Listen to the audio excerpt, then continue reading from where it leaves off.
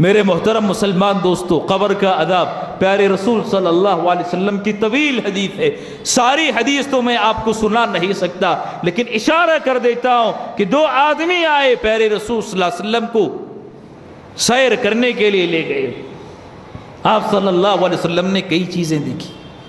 नबी सल्लल्लाहु अलैहि वसल्लम ने देखा कि एक आदमी खून के नदी में तैर रहा है, खून की नदी से निजात पाना चाहता है, निजात नहीं पा सकता, जबड़े चीरे जा रहे हैं, सर रखा हुआ है पत्थर पर, उसके सर को कुचला जा रहा है। तन्नूर में बरहना मर्द बरहना औरतें जलाई जा रही हैं।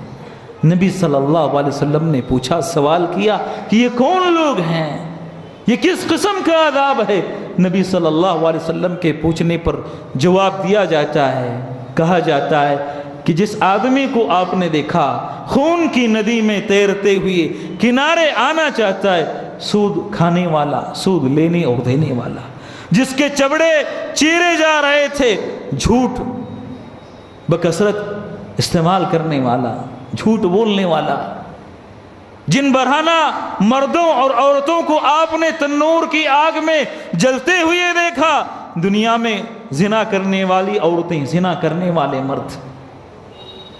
मेरे मोहतरम मुसलमान दोस्तों, जिसका सर पत्थर पर रखकर कुचला जा रहा था, अल्लाह की किताब का इल्म रखने वाला, अल्लाह की किताब को जानने वाला, लेकिन फराइज़ से गफलत बरता करता था, उसकी वजह से पत्थर पर सर रखकर मारा जा रहा है, कुचला जा रहा है।